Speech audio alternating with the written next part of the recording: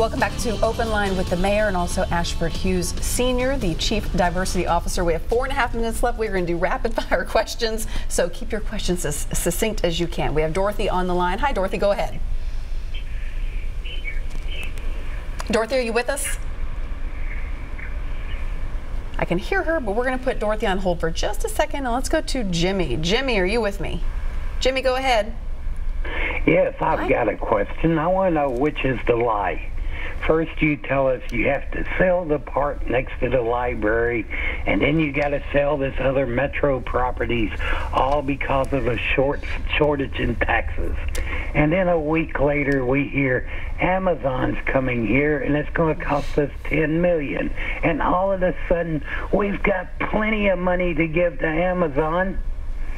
Now, which is the lie? Do we not have any money for taxes, or is it you're just giving it to corporations? All right, let's talk about this tax increment financing, because a lot of folks, it's a hard pill to swallow. Yeah.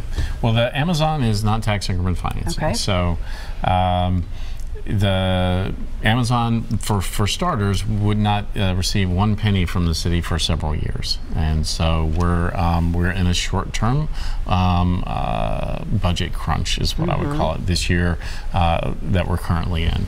By the time that Amazon comes to Nashville, we'll be in a different set of circumstances. And just to be clear, you know, we're not out there looking for ways to invest in business relocations every single day, but when something good like this comes along, I think it's important for me as mayor to invest in it. And so here's the bottom line. Amazon is going to bring 5,000 jobs to Nashville. The annual payroll, the annual salaries will be $750 million a year.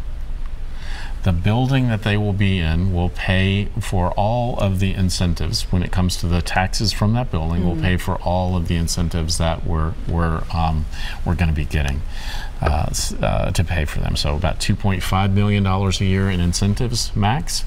The property taxes on the building they will be in will be about the same amount, and we'll get about $750 million in payroll to people who live in this town.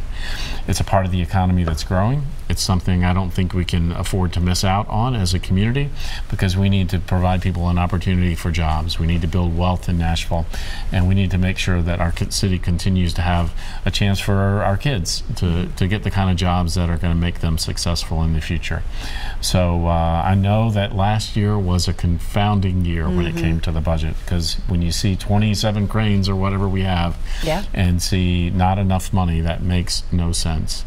But it was the circumstances we had last year, and I felt like it was important for us to tighten our belt a little bit, live within our means, not raise taxes, and continue to be a prosperous place in the future. Okay, very good.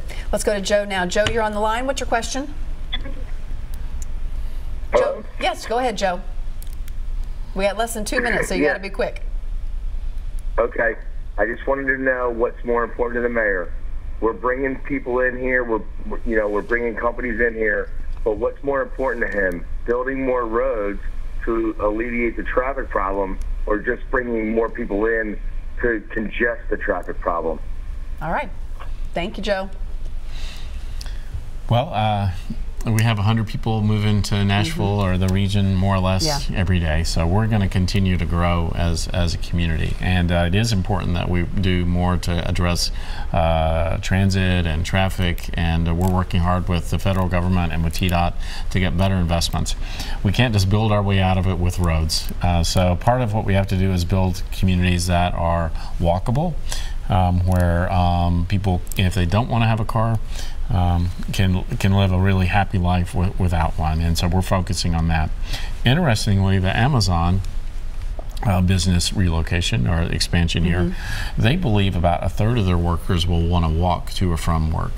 So adding that, whatever it is, 1,600 jobs to the core of the city that are high-paying jobs, and you have people walking to and from work, shouldn't have that big an impact on our downtown, where we're already adding about 5,000 jobs a year. But that is the challenge for our city, is to make sure that we don't look back in 20 years and say, oh, we should have been working harder on transit and transportation. So it's a critical thing that we need to work on. Okay, thank you, Mayor Briley. We're going to be back to wrap things up in just a moment. Stay with us.